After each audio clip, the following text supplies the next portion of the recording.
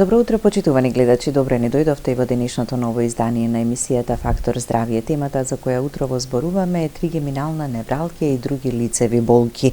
Тригеминалната невралгија е една од најинтензивните болни невролошки состојби, што ја предизвикува, какви се симптомите, зошто е толку продорна, силна и пробудувачка таа болка и толку специфична всушност, како се третира и дали може да се контролира. На оваа тема разговараме утрово со доцент доктор Даниела Ристич-Стомнаровска, специјалист невролог од Градската општа болница 8 септември. Добро утро, доктор Даниела, и добре ни дојдовте. Добро утро, благодарам на поканата. Добро утро на сите гледачи на ТВ24.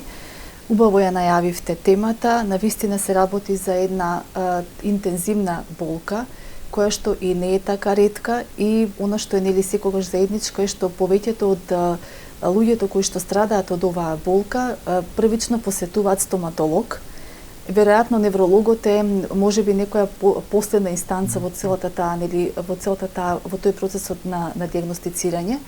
И токму затоа ни е битно да го нагласиме значењето на овој тип на болка, раното препознавање и соодветното упатување на овие пациенти. Така, врз основа на тоа како ќе се манифестира. Може ли кратко само пред првиот блок реклами, општо за невралгијата, што е невралгија? А тригеминалната е само еден дел или еден вид? Невралгијата всушност подразбира појава на болка која што се должи на оштетување на нерв. Значи тука нервите се широко дистрибуирани, ти обезбедуваат и моторни сензитивни нервации на човечкото тело, така што невралгија е поим кој што упатува дека имаме некакво оштетување на нервот, а конкретно тригеминалната невралгија подразбира дека таа болка се јавува како резултат на оштетување на тригеминалниот нерв, за кој што подоцна ќе зборувам. Тоа е главниот нерв кој што обезбедува и осетна и моторна инервација на лице и регија на лице.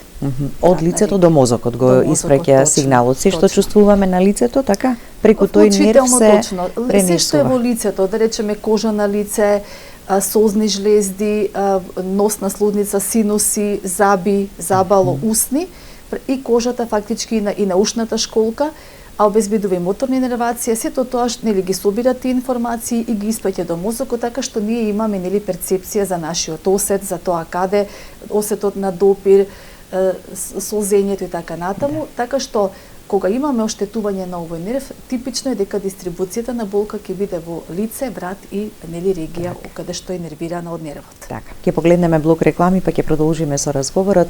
Останете со нас, почитувани гледачи, гледајте не до самиот крај, повелете, јавите се, поставите прашање за да можете да добиете совет и препорака за проблемот кој што го имате.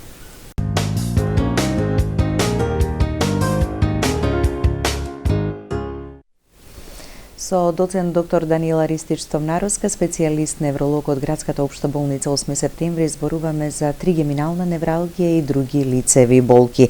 И сега кога веќе го споменавте и тригеминалниот нерв, која е неговата функција и зошто може да дојде до оштетување и што кога ќе се наруши функцијата на овој нерв?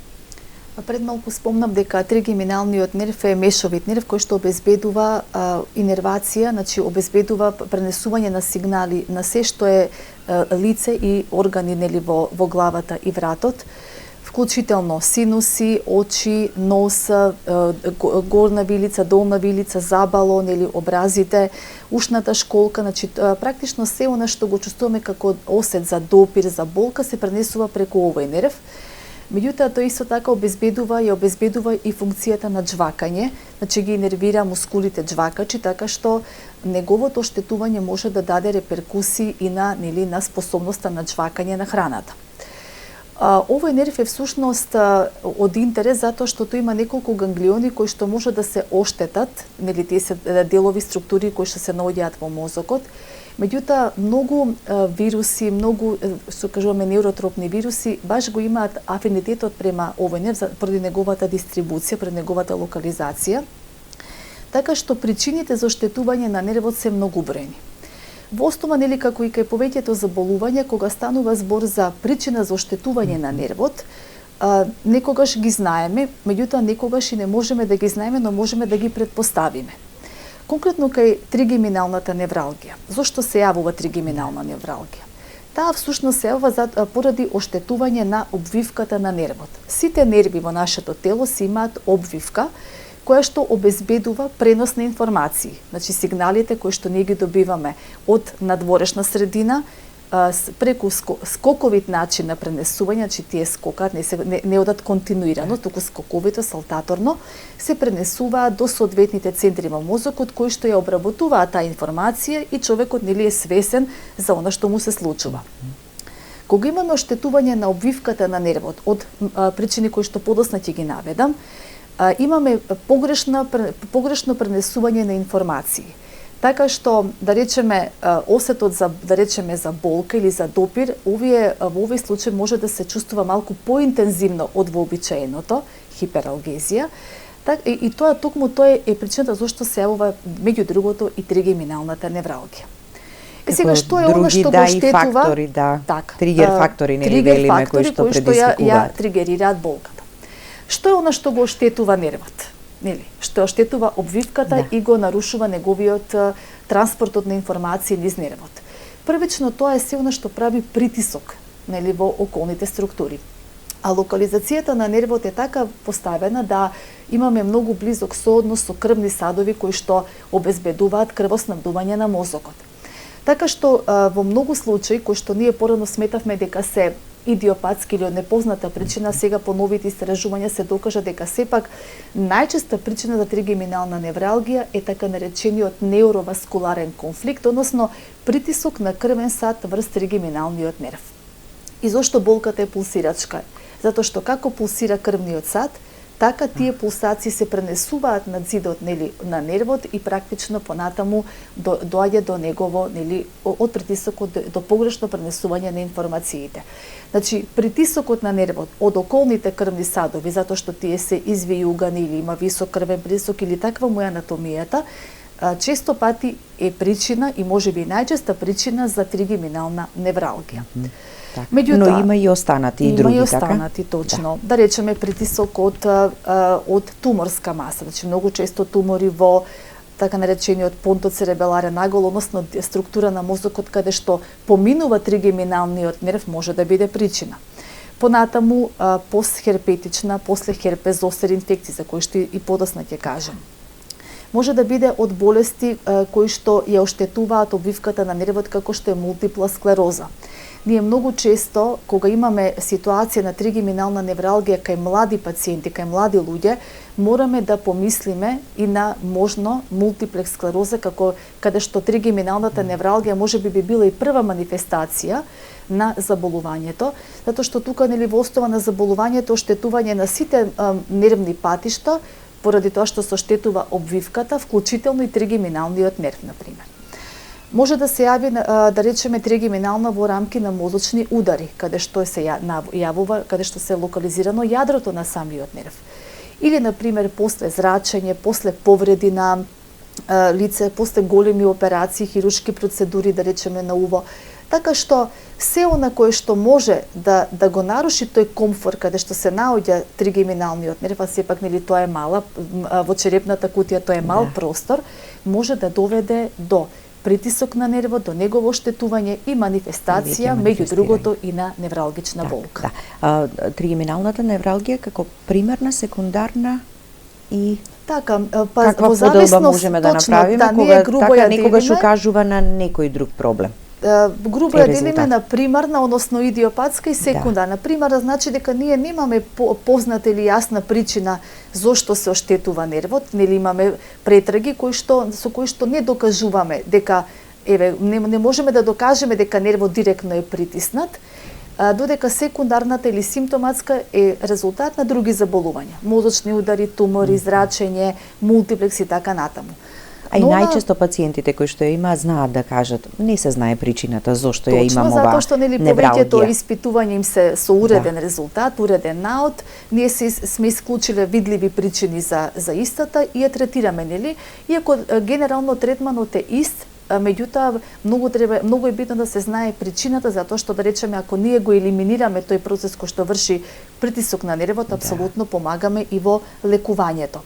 Меѓутоа, повторно ќе потенцирам. Ако порано кажувавме дека не имаме непозната причина. Најновите истражувања покажуваат дека сепак блискиот контакт на нервот со околните крвни садови има некое влијание, односно токму тоа е причината зошто се случува сето тоа, поготово кај постарата популација, кај луѓе кои што имаат висок крвен притисок и се она што може да доведе да се прошири или да дојде до ситуација да тој крвен сад го притиска нервот директно. Така да. Имаме гледач на линија, да го слушнеме прашањето.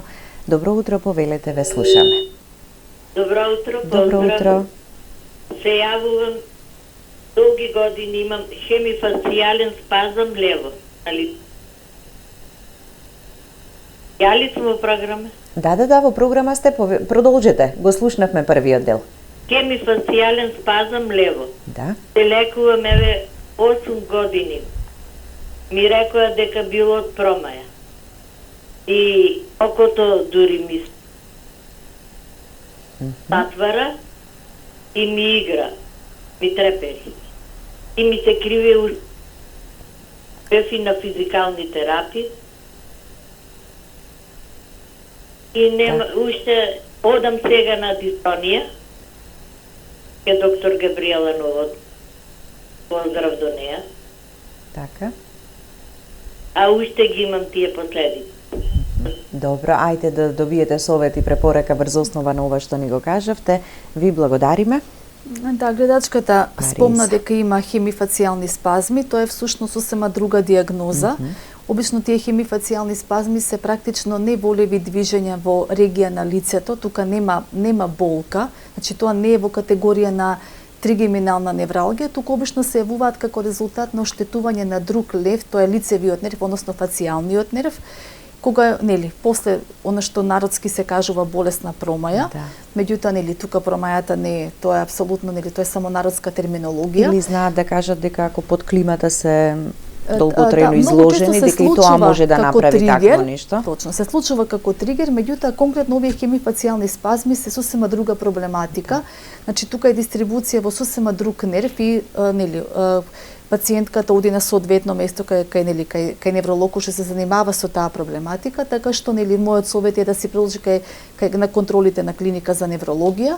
Тоа е сосема друг тип на заболување што не е дистрибуирано и не е врзано со тригеминалниот нерв. Да. Веројатно и контролите и терапијата која што се прима ја држи под контрола таквата состојба, како и тригеминалната, може во годината еднаш да имате напад, можеби ќе се скокне една цела година, ама некогаш може да се случи и неколку пати. Никогаш не се знае зошто од каде ќе дојде болката. Никогаш не можеме да претпоставиме кога ќе се случи повторниот напад на болка, тоа се интензивни болки, убаво ги најавивте. Може би едни од најинтензивните. Всушност секоја болка што е локализирана во регија на лице, сите сме имале заболболка или болка поради воспаление на синуси или уво, значи се што е всушност интензивна болка. Да. Така што ова е уште попродорна, ова е продорна, во напади, интензивна и опишуваат како убоди од нож, така што овие болки се навистина, дури има една терминологија и во литературата која ќе се сретне или како порано ги опишувале болките, болен тик, значи имаат болен израз на лицето овие пациенти, гримаси кои што се резултат на таа болка. Така што ова е една од најинтензивните болки воопшто кои што се доживуваат кај пациентите. Така. Во кој дел на лицето најчесто се јавува тригеминалната невралгија, како се манифестира и дали претходно нешто може да почувствуваат пациентите дека ќе дојде моментот кога ќе се случи болката или не е баш така? Нервот има 3 гранки, затоа се вика и тригеминален, значи 3 гранков нерв. Најчестата гранка најчесто се дистрибуира во средната или долната гранка, односно максиларен, тоа значи максила, горна вилица и практично се што се структури на кожа ткиво во горната вилица, тоа значи синус, нос, образи, непце, јазик. Мандибуларниот веќе нервира долна вилица, значи дел од вратот и ушната школка, додека офталмичната гранка или горната гранка нервира око, чело и таа е најретко зафатена. Многу се ретки случаите каде што имаме дистрибуција во сите 3 гранки на нервот и тоа веројатно е многу интензивна и многу тешка ситуација. Значи главно болката е дистрибуирана во една или поретко во 2 гранки од тригеминалниот нерв. И самата дистрибуција на болка е практично ја прати патеката на нервот. Значи неговата патека до кожата, мускулите, слузницата, она што го инервира. Типично за овие болки е што опочнуваат наеднаш. Значи тука немаме најава како да речеме кај мигрените или некои типови на болки каде што имаме еден вид, условно да речем, подготовка на пациентот дека нешто ќе се случува. Болката почнува нагло, како ги опишуваат како убот од нож, ланцинантни, како гром од ведро небо, интензивна, силна болка која што трае можеби неколку секунди до максимум 1-2 минути. Меѓутоа тоа е интензивна болка во која што ни гримасираат и практично прават некои маневри да си ја намала таа болка. Такви напади на болка може да има од неколку до дури неколку 20-30 во текот на денот на различно временско растојание. Овие напади може да траат неколку минути, неколку часа, неколку дена, дури и подолго време ако не се превземе ништо. При тоа во тек на нападот пациентот не е во состојба ниту да зборува, ниту да џвака, ниту да пие вода, затоа што сите тие манипулации или сите тие активности во лицето може да ја провоцираат болката. Значи болката може да се провоцира, да речеме, од зборување, од миење заби, од џвакање, пиење на топли или некои ладни пијалоци, допир на лицето. Практично се што прави дразба на било каков начин во регија на лицето може да провоцира болка. Меѓутоа, некои од пациентите научуваат еден вид маневри, односно како да си самопомогнат, да речеме прави лесен допир на лицето кога ќе почне болката, па на некој начин ја намалува во интензитет. Значи, овие болки се интензивни и при тоа реков, они имаат некоја нели соодветна гримасирање, меѓутоа болката не оди да речеме со солзење или течење на нос како што се јава кај некои типови на главоболки кои што тука се дистрибуирани, да речеме кластер главоболка, и така ние ги разликуваме. Знаете како болките во лицето се еден широк спектар на болки. Затоа и одлучив да зборувам не само за тригеминална невралгија, туку и за другите лицеви болки, затоа што се што е процес воспаление или инфекција од ЗАП, од воспаление на синуси, воспаление на уво, или да речеме воспаление на виличниот зглоб, да речеме после некои по-обсежни стоматолошки интервенции, може да се случи болка во лицевата регија. Дури болка може да имаме кај мигрена, такви болки значи една половина од главата, главно околу окото или кластер главоболка. Значи нас ни е многу битно кога ќе земаме анамнеза на пациентот да ни ја опише како ја доживува, колку време трае болката, што се случува додека има болка, да може би околината забележува што тој прави кога има болка, и на тој начин ние можеме да разграничиме дали е тоа тригеминална невралгија или можеби се работи за некои други нетипични лицеви болки, кои што апсолутно некој нив, например, може да одат и со солзење на очите, со затнат нос или течење, или да речеме сува уста, тоа се веќе автономни цефалгии, така што многу е битно и дали има придружни симптоми и знаци, и према тоа ние ќе можеме да кажеме дали е тригеминална невралгија или сепак се работи за друг тип на лицева болка. За нешто друго што дополнително ќе е потребно нели за исследувањето. Така да го слушнеме и следниот гледач. Добро утро и за вас, повелете. Ало, добро утро. Добро утро. Ваша редовна гледачка. Ви благодариме. Поздрав. Сега баш за тригеминална невралгија не ми е прашањето, сепак се работи за невралгија. Имам диагностицирано со магнет дискус хернији на вратот, кој што притискат на нервите и по лумбалниот дел истита диагноза е. И имам болки и околу вратот, околу вилицата, така ми се шире, и лумбално доле изразито печење осеќам. Дали може докторката нешто да ми каже за овие невралгии? За ова што вие ни го... Така, ви благодариме за јавувањето. Да, оставаме простор гледачите, нели, надвори од темата која што зборуваме да постават прашање. Апсолутно, нели, Да. можеме да ги упатиме. Кај гледачката опишува дека има меѓу друго, нели, покрај тоа што има болки лумбално, веројатно има проблеми со дискус херни во вратната регија и презентира болка која што се шири према вратот, према долната вилица, ушната школка, што е инервационо подрачје на тригеминалниот нерв меѓу другото, затоа што овој нерв има свое јадро и во вратниот сегмент на рбетниот мозок, така што можно е нова не е тригеминална невралгија, туку веќе се работи за болка каде што имаме проекција од дискус, каде што дискус хернијата прави притисок на корените на нервите и главно они имаат и болки во тилната регија, тоа се вика окципитална невралгија. Значи, секоја точно дека ги поврзуваме, односно постои логика во прашањето каде што проблем во вратната регија може да се презентира во регија на лице или на глава.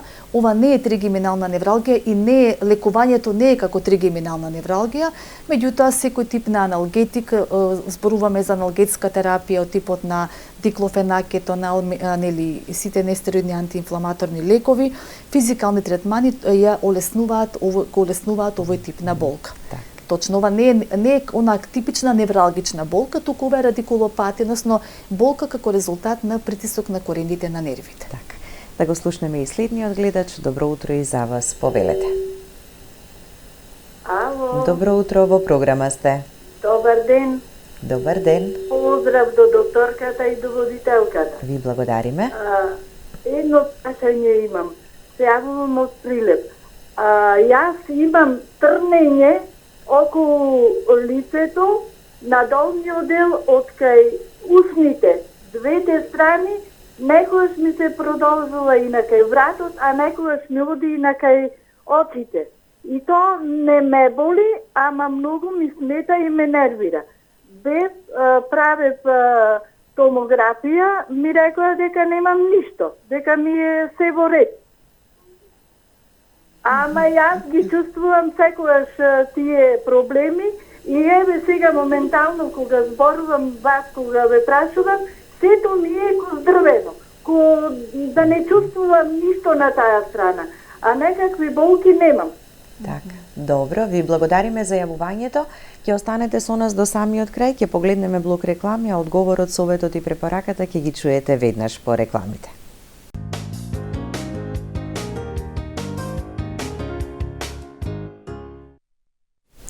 И веднаш по рекламите, доктор Даниела, да го дадеме советот и препораката до гледачката. Да, гледачката опиша дека има сензација, осет на трнење, на отрпнатост или издрваност, главно во долната вилица, што може да се смета како една варијанта на тригеминална невралгија, може би ги нема како напади на болка, меѓутоа има некоја променете осетот, а и тие спонтани сензации на здрвеност, на мравулкање. Нетипично е тоа што е обострано, ретки се невралгии на двете страни, иако се случуваат далеко од тоа, посебно кај луѓе кои што имаат шекерна болест или диабетес. Мој совет е уште еднаш да се обрати на невролошка консултација, може би да се, доколку нема контраиндикации, да се направи магнетна резонанца на мозокот, каде што подетално ќе се видат тие структурите или евентуални промени. Убаво би било и со протокол за снимање на крвните садови, да видиме дали се работи за некаков притисок на нервот од таа страна и да се направи тераписки обид со лековите. Некогаш ние во немоќта, да речем, да докажеме сигурна етиологија, а сме исклучиле се што е потенцијално видливо, даваме лекови, нормално му објаснуваме на пациентот што е целта на таа терапија, колку време ќе се користи, така што тука ако се да речам исклучат сите оние познати причини, може да се направи некаков обид, иако мораме да запазиме и дека проблеми со вратната регија, како што и претходната гледачка спомна, може да дадат проекција на болка и во овој дел, така што пак ќе кажам детална анамнеза, убав невролошки преглед и можеби магнетна резонанца на мозокот ќе реши некои од дилемите што ги имаме во овој случај. Така.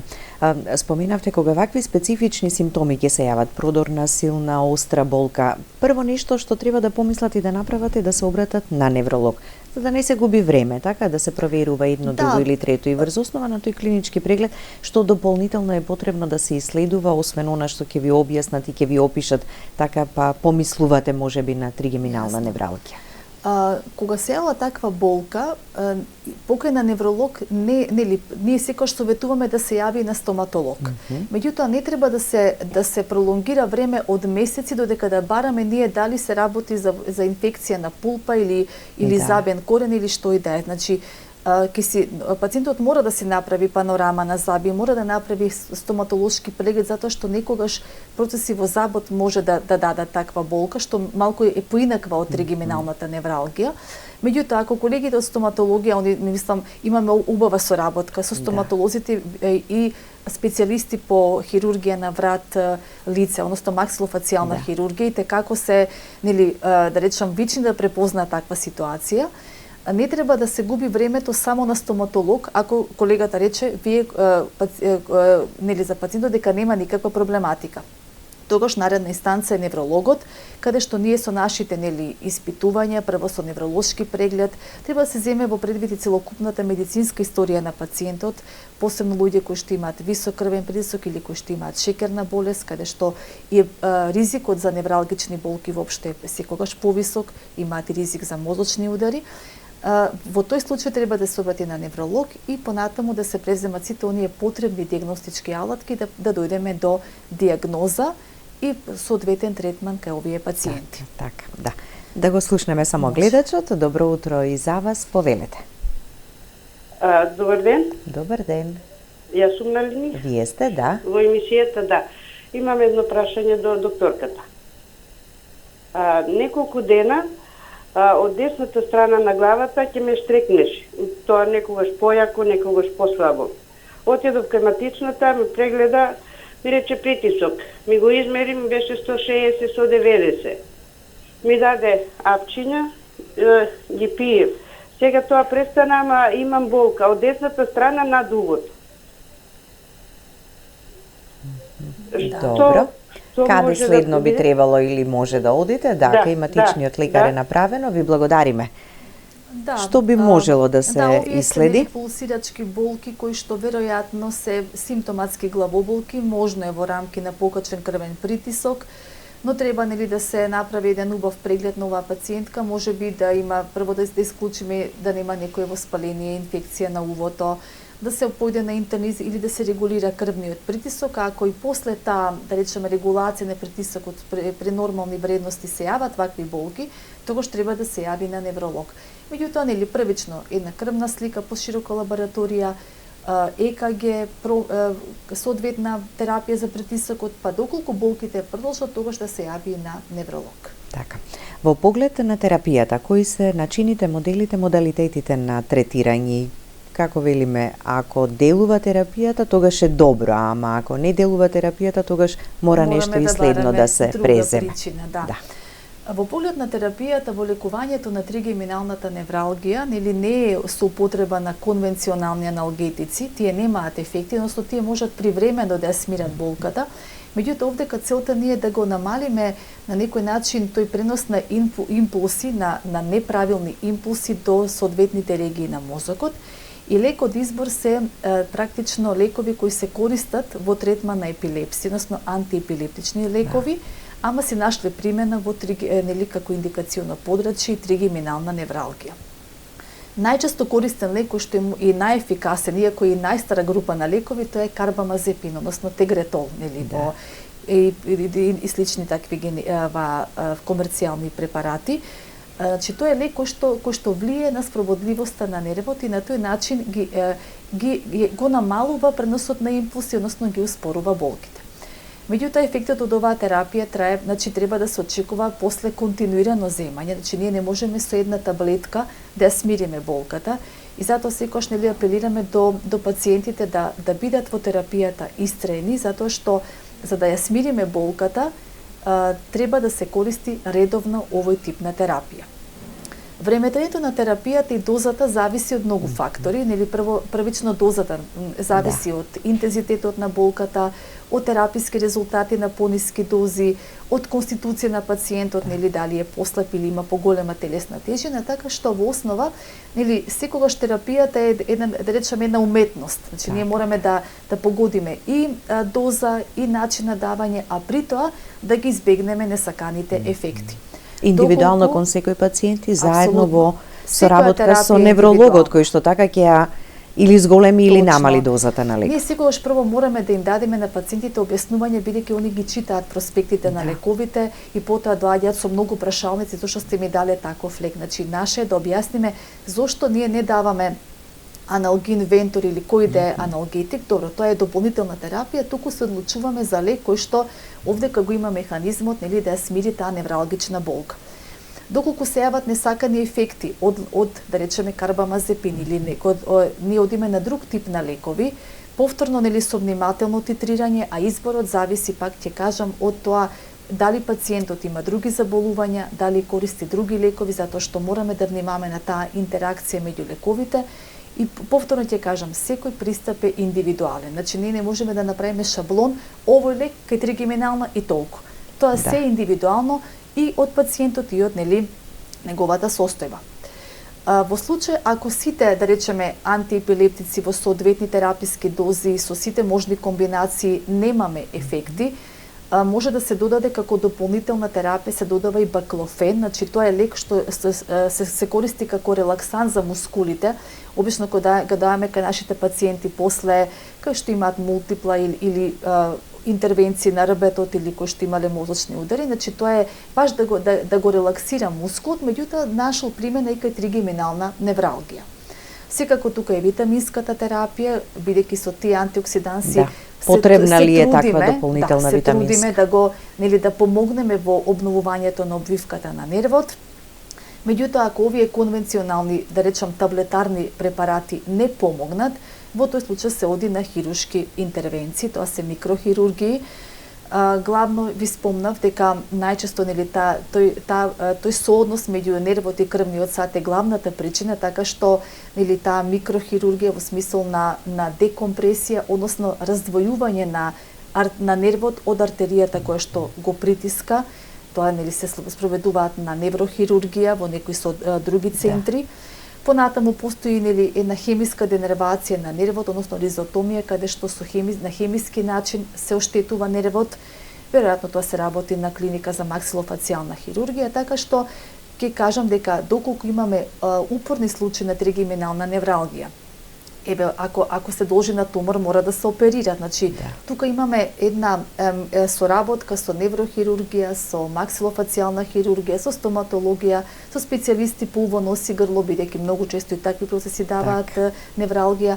Така што ова пак ќе кажам една комплексна болест со која што бара нели советување, бара истреност и бара нели навремено информирање на пациентот каква е прогнозата за понатаму, но добро е ако можеме да ја контролираме. Абсолютно. Така, да. За среќа имаме лекови на нашиот пазар. Така, да. Ви благодарам за гостувањето. Секогаш интересни теми со вас обработуваме во рамки на емисијата. Очекувам сега што ќе биде следното за еден извесен период кога повторно ќе ни дојдете. Благодарам и на вас на поканата. Јас кажав дека неврологијата е навистина сложена дисциплина, бара многу знаење, бара многу трпение, бара многу соработка на релација пациент-лекар, што е многу битно во целата оваа ситуација.